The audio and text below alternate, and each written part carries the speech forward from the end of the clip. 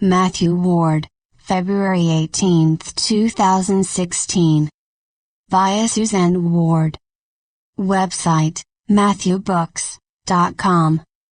With loving greetings from all souls at this station, this is Matthew. We begin by addressing issues foremost in thoughts around the world.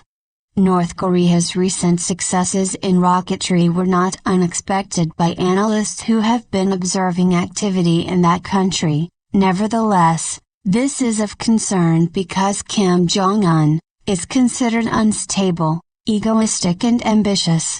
What none of them knows is that if North Korean scientists attempted to launch a missile bearing a nuclear warhead, crews and spacecraft surrounding Earth will assure its failure just as they have done with more than a dozen Illuminati attempts during the past several years.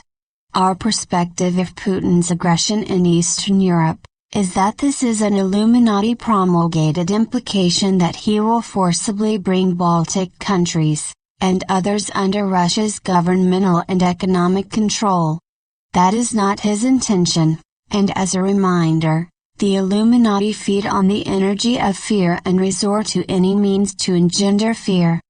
With talk of a ceasefire, albeit temporary, it is natural that violence has escalated in Syria, where energy long has been chaotically directed, and, with several diverse contingents at battle in that country and nearby countries, a lasting ceasefire will not come until those energy streamers have run out their course.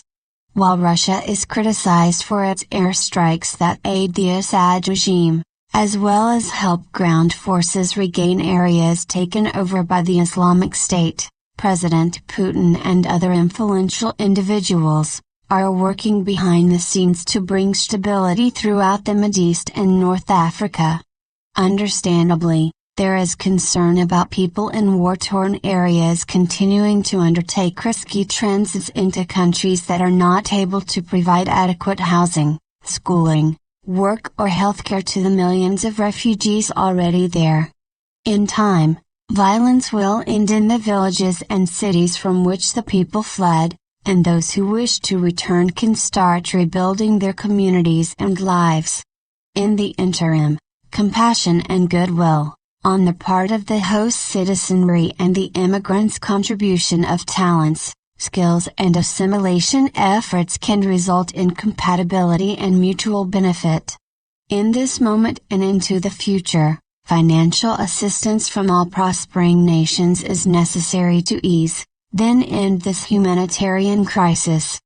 According to Nirvana's Monitors of Earth, investigative scientists know that a toxic chemical is causing the many cases of microcephaly associated with the Zika virus, but they don't know if the source is bites from Aedes mosquitoes that were injected with the chemical, or bites from those that mutated by absorbing the very toxin used to eradicate them, or if the condition is due to pregnant women drinking water containing the chemical.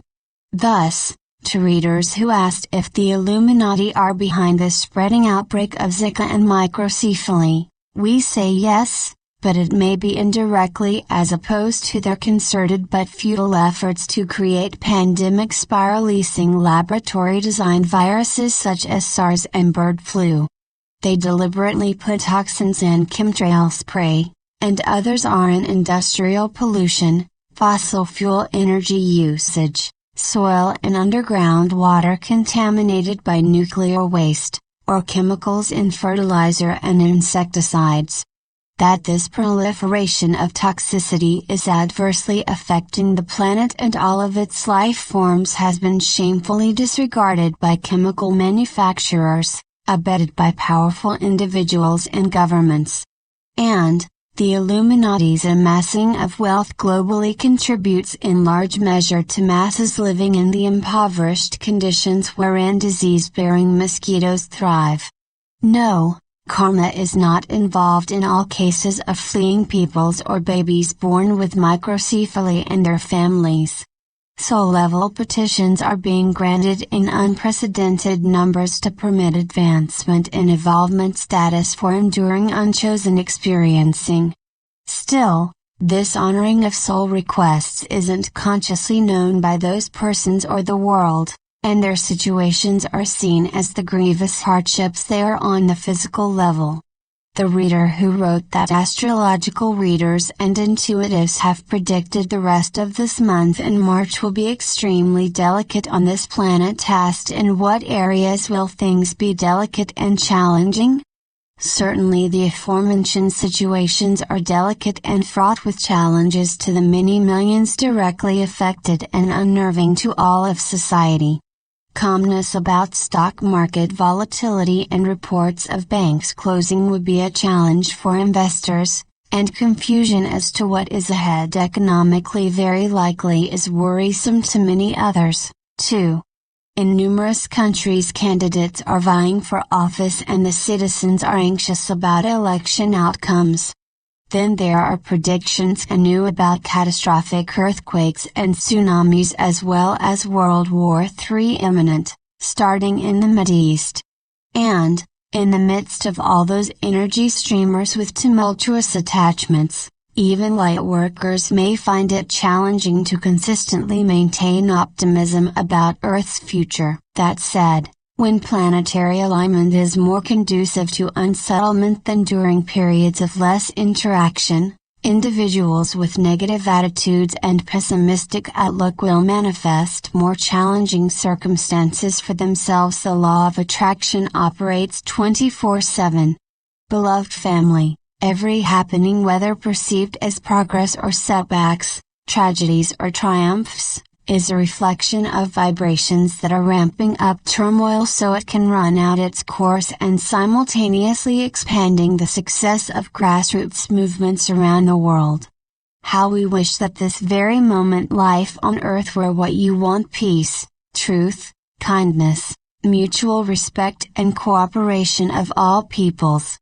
Ultimately, it will be, and your steadfastness in the light is helping to create in linear time the world you want that already is in the continuum. Now then, we shall address the remaining soul-related questions.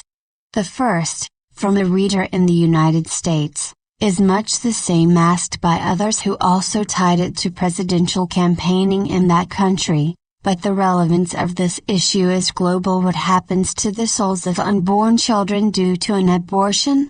Janos, a soul in an 8th density civilization, spoke about this with my mother several of years ago, and I asked her to copy that part of their lengthy conversation. The following excerpt is from the chapter Janos in Voices of the Universe. A soul does not need a body for life itself, as that is inherent in the essence of every soul. It is only for experiencing physically what cannot be without some mass for functioning that souls choose to have a body of some sort. Among your people, there is great misconception about life and the difference between a soul and a body. You have a process called abortion that some believe is the destruction of a new life, and there is argument about when a soul enters a body being formed in the womb. No soul's life ever is destroyed by ending the formation of a developing body. Bodies grow independently of souls through the natural laws of physical mechanisms reproducing in accordance with the cellular programming of each civilization. Souls are not restricted to incarnating in a specific civilization. A soul's spiritual evolutionary status automatically puts it within a certain vibratory level, and it chooses a civilization within that sphere that can provide the experiencing needed for its advancement. The greater the spiritual evolvement, the higher the light station within which a soul may choose the civilization for embodying, or living as a free spirit member. Souls whose spiritual growth needs are within the 3rd density of Earth or other placements of similar vibratory status have a number of choices regarding bodies. They may reside around the parents even before conception takes place, and after conception, they may enter the fetus to experience a growth sensation. If that kind of experience isn't needed, they may remain outside for other kinds of experiencing prior to the birth, but with a soul contract claim on the developing body that other souls respect.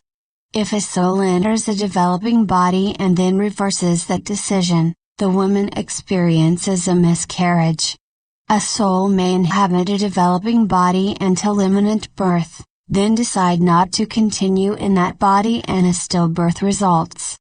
Also, a soul may make one of those decisions, experience what it requires emotionally, and in agreement with another soul, will exit and the second soul enters until miscarriage, stillbirth or live birth occurs.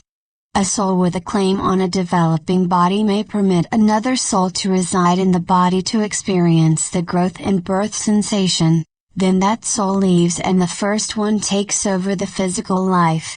These various situations always are by agreement with all souls involved, which of course includes the parents and any other family members, and the purpose is to permit chosen experiencing to several souls at the level they need. Abortion, like all the other stages from prior to conception through a viable birth, provides opportunities for the participating souls to experience the attendant emotions that fill voids in their experiences to that moment. Bodies have a life force independent of a soul, and while it is an unusual situation that a body lives without a soul, this can happen. Souls have the choice to enter a clone body or not, and if not, the clone still seems like anyone else because the brain and all senses and motor abilities are functioning. Another example is when injured or ill people are comatose.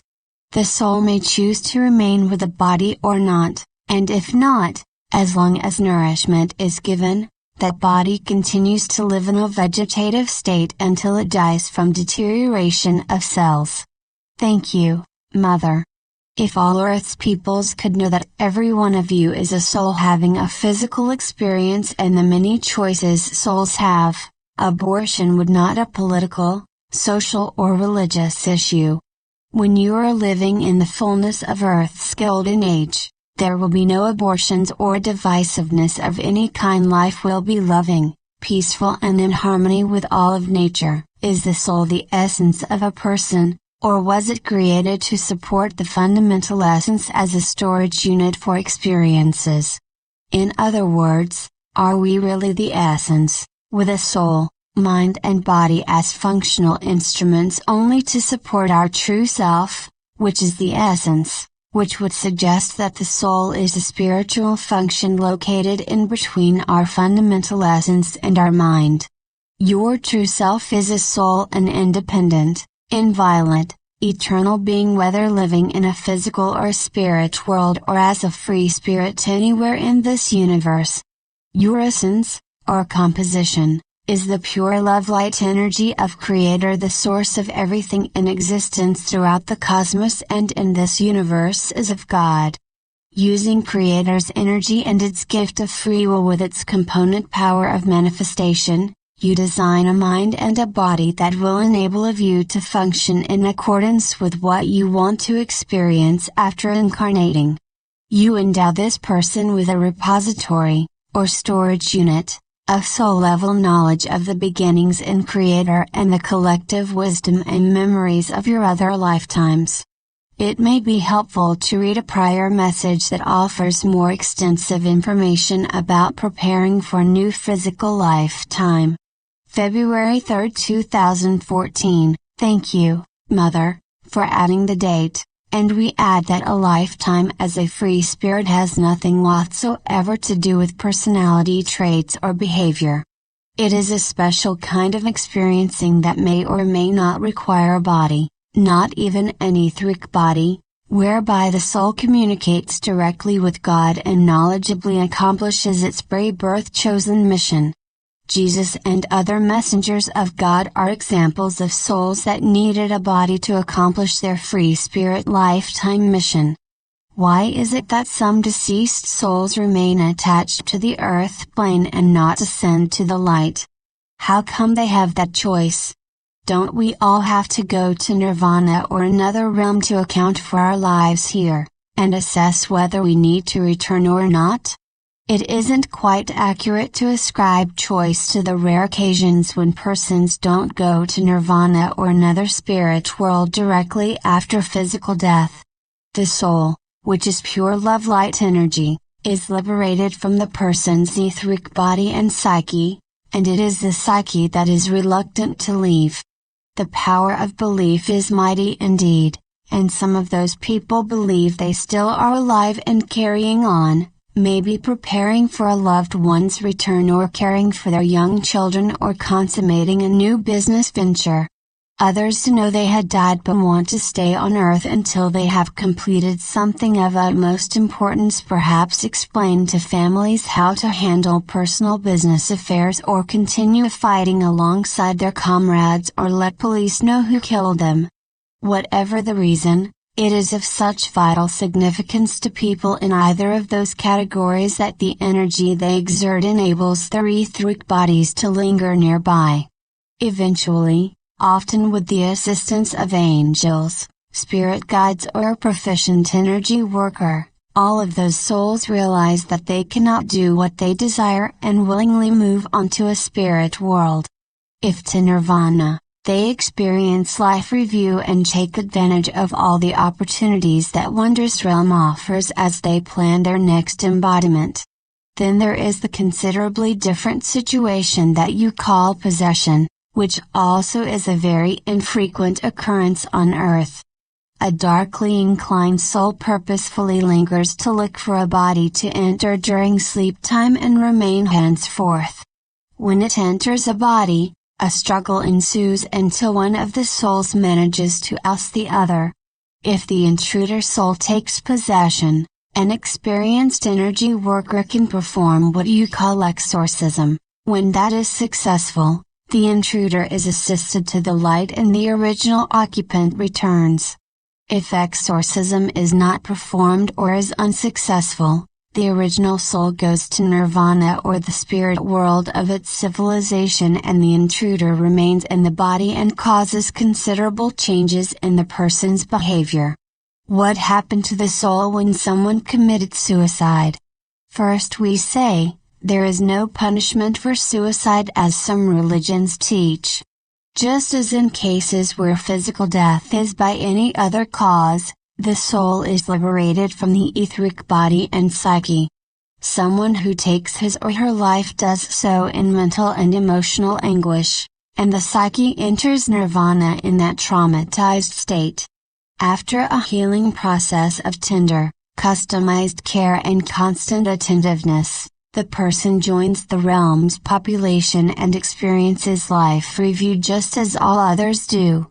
When another incarnation is planned, it includes the karmic lessons that had been chosen but not experienced and the life cut short. Mother, please add the date of the message that covers this topic more comprehensively. September 23, 2014, thank you, and yes, I see that we have reached preferred space limits. I also see more questions about the soul on your list, but I feel that the information we have provided is the most relevant for the greatest number of readers. So, with the assurance that never are you alone in your earth journey, we bid you loving farewell for this moment. Love and peace. Suzanne Ward. Website The Matthew Books.